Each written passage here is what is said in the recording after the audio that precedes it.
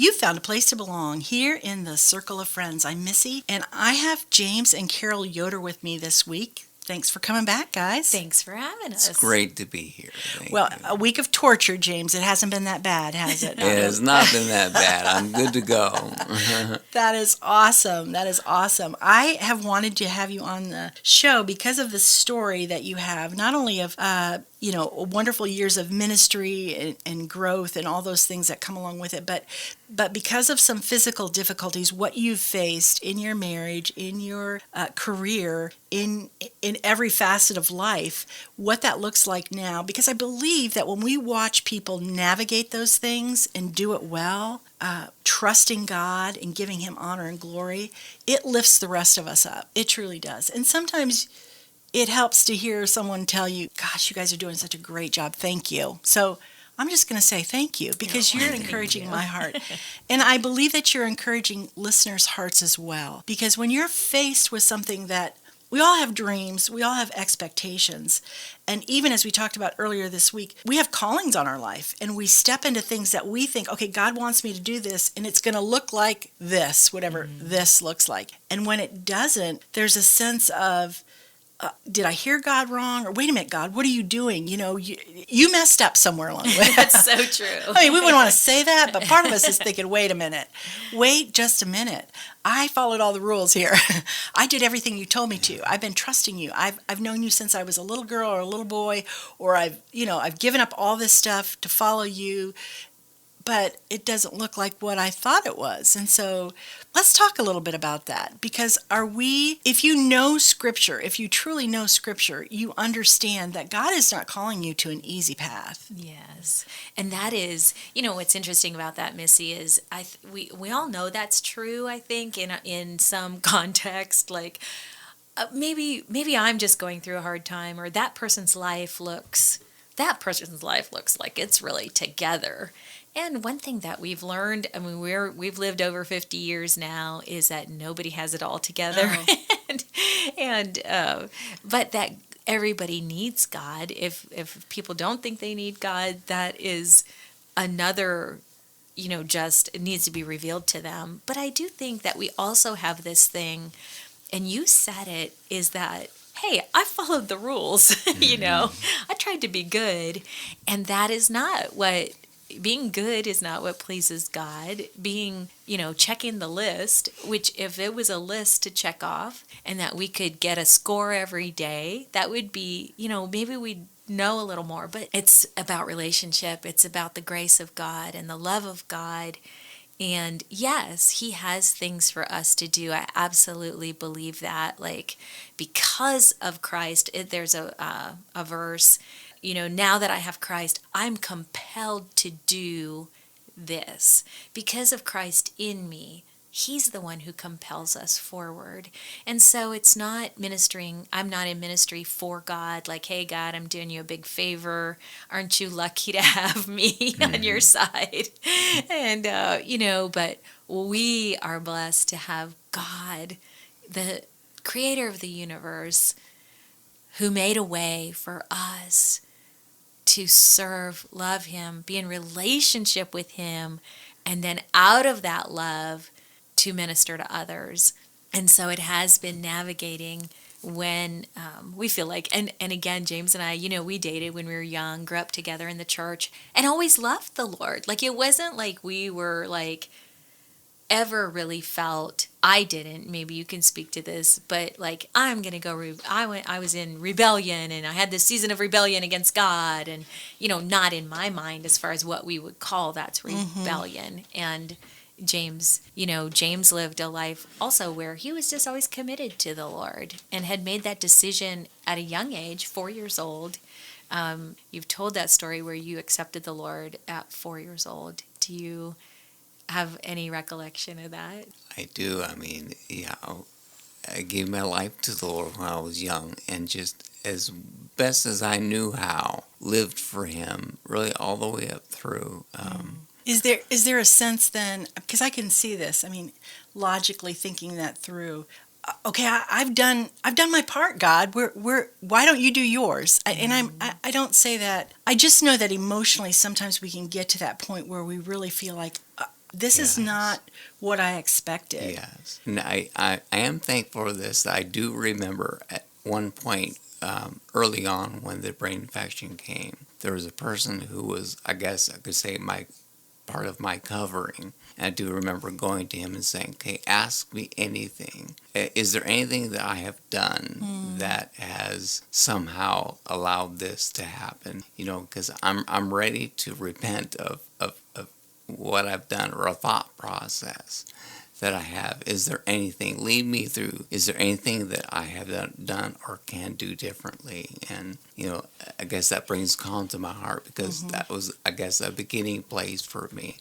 And just continue to walk with the Lord through all that. So. And then even just seeking him for healing now, Right. there's so much about that. And we just, our heart is just to be as close to God as possible and to trust him for all of it. Yeah. Yes. And just whatever we don't understand, to ask him to Yes. continue to reveal himself to us.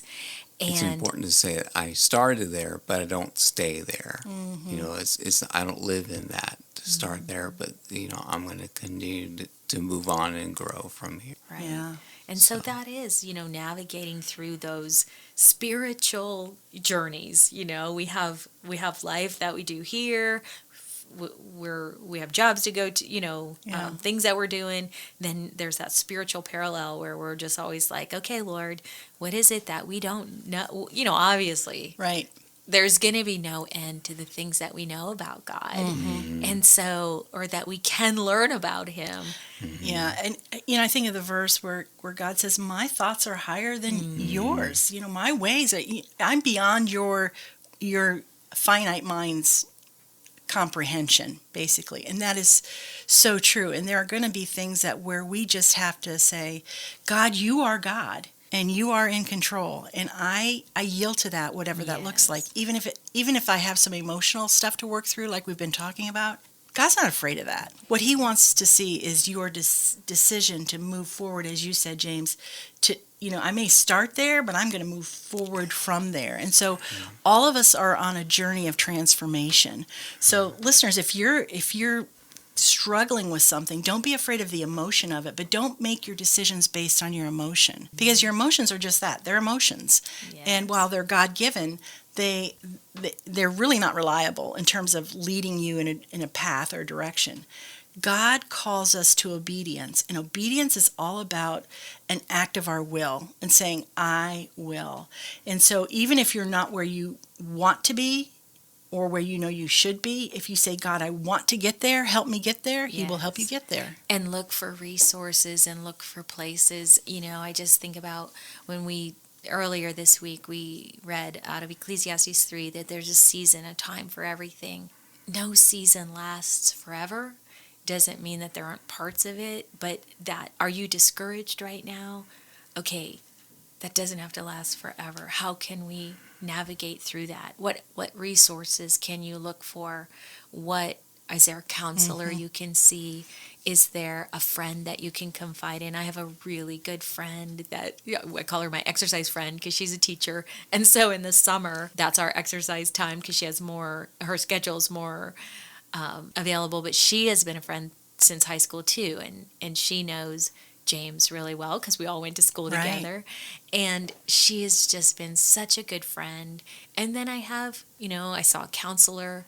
And I wish I would have done more of that, just because that I think, and still might, there's seasons where Yes. it's harder than other seasons. Yes.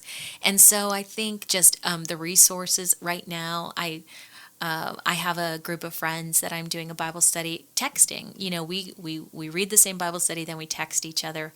That is a new thing that I just have been doing in the last, 6 weeks, but it has been amazing. And because, again, the isolation, and people are feeling that right now, Yeah. you have to look for different ways to connect. We had to look for different ways to connect to people.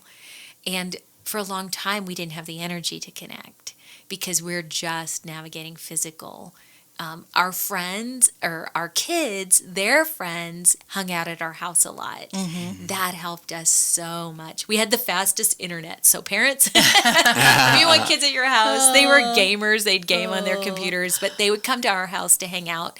That helped us just to feel like we were part of, Yeah. just their growth and their being that hangout and buying pizza. And, it's just, that was, those things helped us to Yeah. navigate. That's awesome about the fastest internet. We had a home theater that drew a lot of kids. So in a pool in the backyard, I always thought I want to be the house where the kids come to, so I know what's going on with the kids. So, well, and that is interesting because it brings up something else I want to talk about, and that is your boys and how they have navigated through this. I mean, this is where the rubber meets the road, so to speak. At 14 and 16, I believe you said they were. So in 2007, when James first, those two tumors came to light, they were 12 and 14, and that was 2007. The infection was in 2010. What part of the story we haven't told yet is that in 2007, our youngest son, who was 12 at the time, was transitioning from grade school. He was going to be going into 7th grade, but he decided that he was going to lose weight. At that time, lost 60 pounds in 6 months, and basically triggered an eating disorder in his life. And so we were navigating that at the same time. Wow. And so he was hospitalized actually the week before James had his brain biopsy done in '08. Our son was in the hospital for a week because of an eating disorder. Wow. Yeah. Oh my goodness. Wow, that's a whole twist in the story here, isn't it? Wow. I'm just even thinking, how in the world did you get through this? Well, I know how you got through this, by trusting God moment by moment, but he's doing well now. He is. He's recovered. He's actually helping other people. He did, and this is pretty typical. We did a lot of counseling, and he's very open about it. So I feel like it's, I don't feel any hesitation in sharing, because he struggled through junior high. In high school, came to a healthy place, and then in college relapsed, which is pretty normal. We talked about it a lot before he went, but we navigated that, and now he is doing so well that he's helping other people through a blog that he does and some YouTube videos and things, and so that's Wow. been a real blessing. If you That's- see him today, you'd never know it. Yeah. You'd never know it. And like you said, he's come full circle, is helping other people. That's incredible. And it's interesting to me too, because normally you think of young girls having an eating disorder, but as a young man, what that looks like. And I'm sure there are many, many young men out there that struggle, but where do they turn? So for him to turn around and say, let me talk openly about this and what I went through, and the resources that I used to get better, and how God led me through that's amazing. Yeah, it was difficult, and even diagnosing, I had noticed, I knew he was losing weight, and that was another thing, just navigating that with the physicians, because I took him in a couple times because I was really concerned, and they turned me away. With Again, thinking it's not, kind of a slap on the wrist, like, don't do that, you'll be fine. And I did turn to professionals, but there wasn't, and especially then, that was, 10 years ago. You think about how much the world has changed. And one thing that I love right now, and I know that there's, people are confused about a lot of things, but I will say, I love the fact that society is opening up more to talk about the things that we always kept in the dark and that do isolate us. We need to talk about, these issues in a healthy way, that people can get help. And no, we think we're the only ones struggling. That's what isolates us. Yes. And, I think about that scripture that, when things are brought to light, I can't quote it exactly, but their power is diminished. And so when we talk about those things, and when we're open about them, like eating disorders and just even illness that isolates us, that there's help. for people. Well, and a lot of times we may struggle with different circumstances, but some of the emotional journey, or maybe even the spiritual journey, it connects with one another because it's similar. As we've talked about this week, being in a situation where you think, this isn't what I planned, or I mean, I can just picture how that might have been when your son, on top of everything else you're dealing with, and you're thinking, what? No, wait, this isn't fair. I'm already dealing with this, and you're going to give me this now on top of it. I mean, emotionally, other people can connect to that, even if it's not the same situation. And those emotions are real, and those struggles are real. But as we've said all along, God is bigger than all of that. That's right. And you can go toe to toe. You can go toe to toe with Him. You can go to the throne of God and say, God, I just don't get this. This is not fair. And you know what? God's not going to start crying because you're having a hissy fit. Yeah, He's that's not going. right. It's not going to. He's just going to let you do that, and then, if you're willing, He'll show you. Okay, this is the truth of what you're dealing with. I am at work. You can't see it. You cannot really even understand it. But if you will choose to obey me and follow me in obedience, blessing will be yours through it. Yes. And it may take a while. It may not even happen this side of heaven, to be honest with you. You may never see it, but God is at work. And I think even with your son's eating disorder, something like that, I mean, you think, what? Oh, man, one more thing to deal with. And yet, even through that, God was with you and helped you deal with it and has brought him to a healthy place now where he is now helping others. Yes. And that brings glory and honor to God. Yeah, and I think just, again, the emotions, I totally agree. There's emotions that we all go through, and I think some of it is, can be shame, it can be guilt, like what did we do wrong? How does this look? Like people probably think our home is an absolute wreck, like we're bad parents, like you got sick, you're bad parents. Yeah. What are you doing over there? But, we had to work through all that and just be like, okay, God, I really, like, my reputation Yes.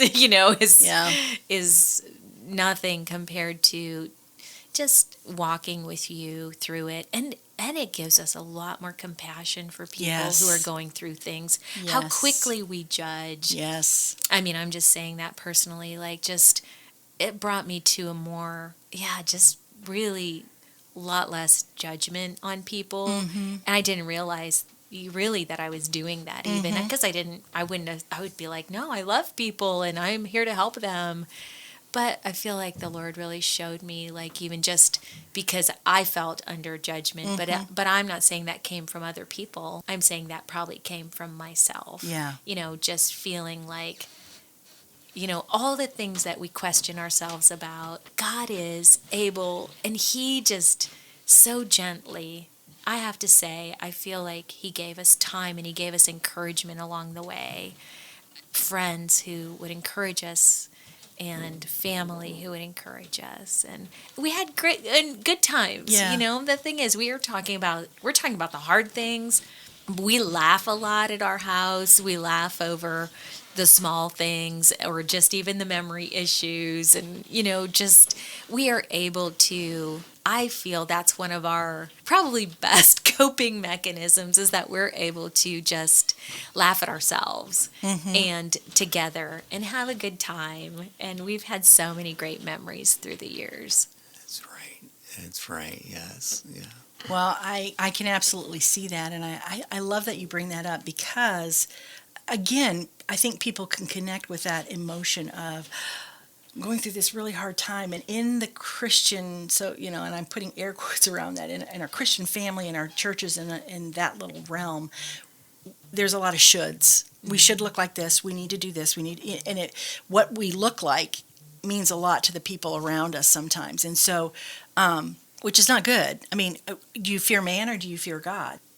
But we do struggle with that. Like, what does this look like to the outside world if my life is a mess and yet I'm saying, I'm in a position of leadership or ministry or any of those things. And so I love that you bring that up because we need to focus on God. And when you're in desperate straits, you're desperate for Him and you're desperate for a relationship with Him. You cling to that and everything else sort of falls away.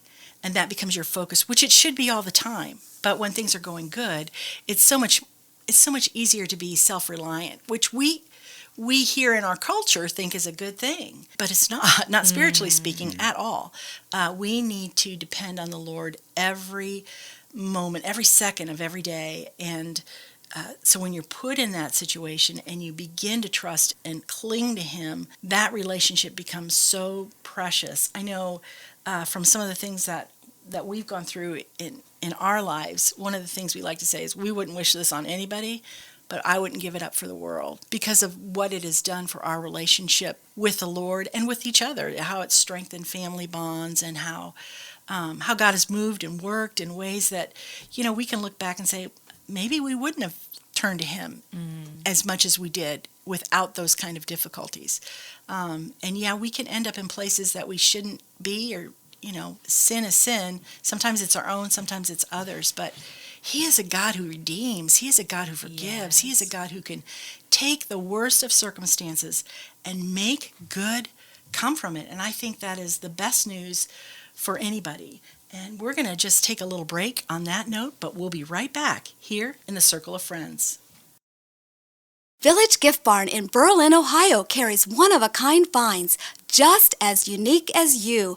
Our elegant shop has everything you need to dress up your home and your wardrobe. We're dedicated to offering new, exciting merchandise. As you explore our 3 amazing floors, that's over 20,000 square feet, you'll discover everything from home decor and furnishings to a beautifully diverse women's boutique.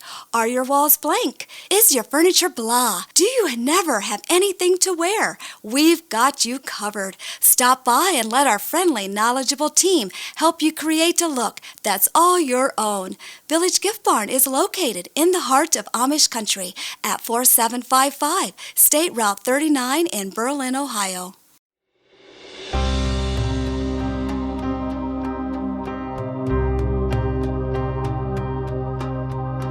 Pour your love down over me.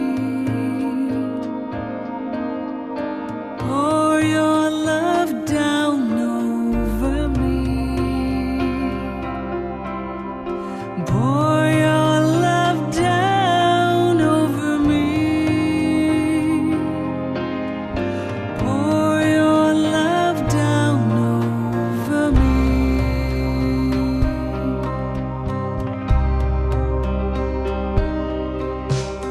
I confess I need you to bless me. My heart is so empty and dry. I am here knowing you're near. Holy Spirit, please don't pass me by.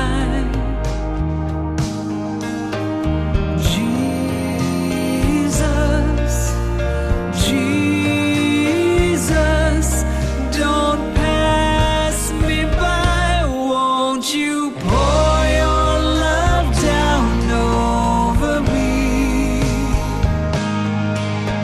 You know I'm so thirsty, I'm desperate, you see. Won't you pour your love down over me? Pour your love down over me.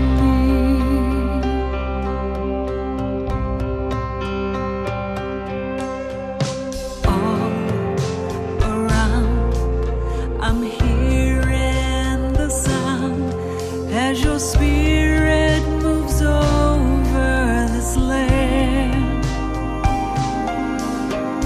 Joy and laughter, freedom and power, touch of heaven is come by your hand.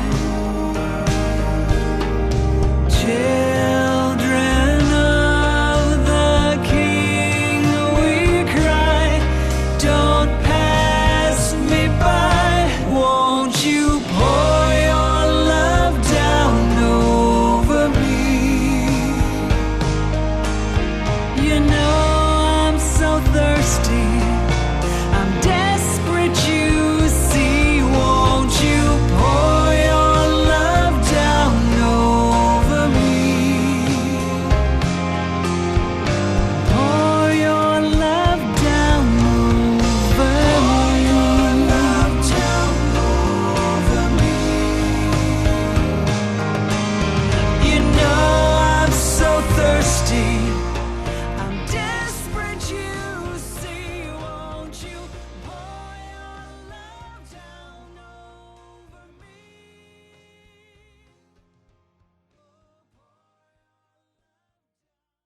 We're back here in the Circle of Friends. And Carol, we had been talking a little bit about how your boys navigated through this time of illness with James and what that looked like. And you mentioned your one son had actually, during this time, tried losing weight. It developed into and triggered an eating disorder. So now you've got two of your guys that are struggling physically.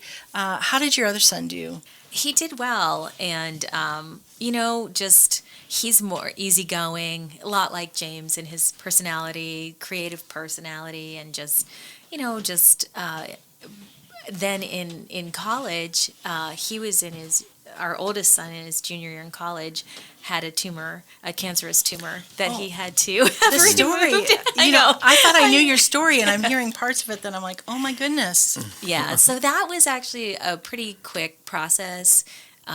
He had a cancerous tumor removed and then had radiation, short treatment. And it seemed kind of like in light of everything, it was kind of short, done deal. Yeah.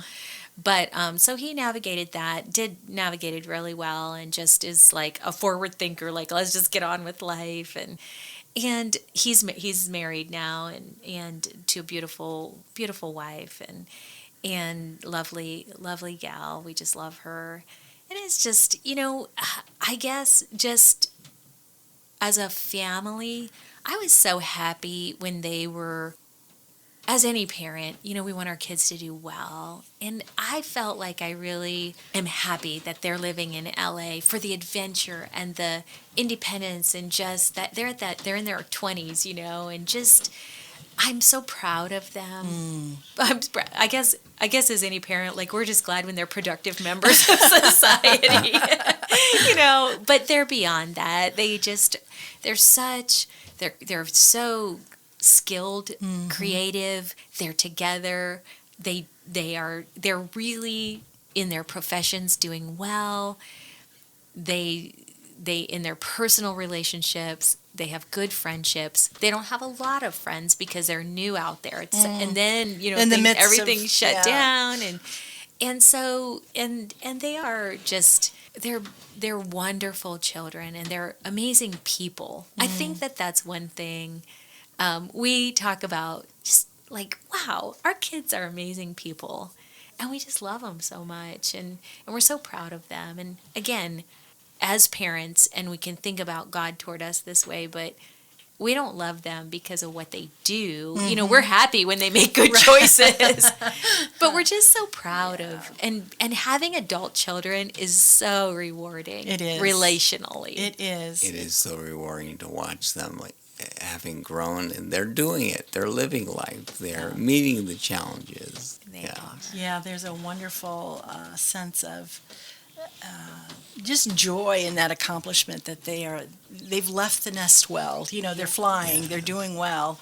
Yeah. And I know, as you said, grown children are, sometimes in my life I've longed for them to be babies again or be young or at this stage or that stage. And then I look at them and I think, but I love them right now. It's always been that way for me, that each stage of my children's life has been great. Not without challenges, but I love being in that stage of life. So, and of course now I have grandchildren, so that's a whole nother, that's ahead for you. Yes, and, we don't have that yet. Yeah, so that will be a joy to come as the Lord blesses. And, it's time for, again, the end of our day, and I feel like we're just sort of getting into our conversation, but we have one more day. So listeners, be back tomorrow with Carol and James Yoder as we hear sort of the rest of their story and how God has been faithful through it all.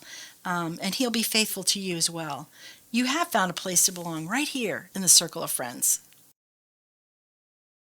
This program was brought to you through the generous support of donors and listeners like you. To contact Circle of Friends Ministries, you can write to P.O. Box 345, Berlin, Ohio, 44610, or find us on Facebook at circleoffriends.fm. Program archives can be found at thelight959.com.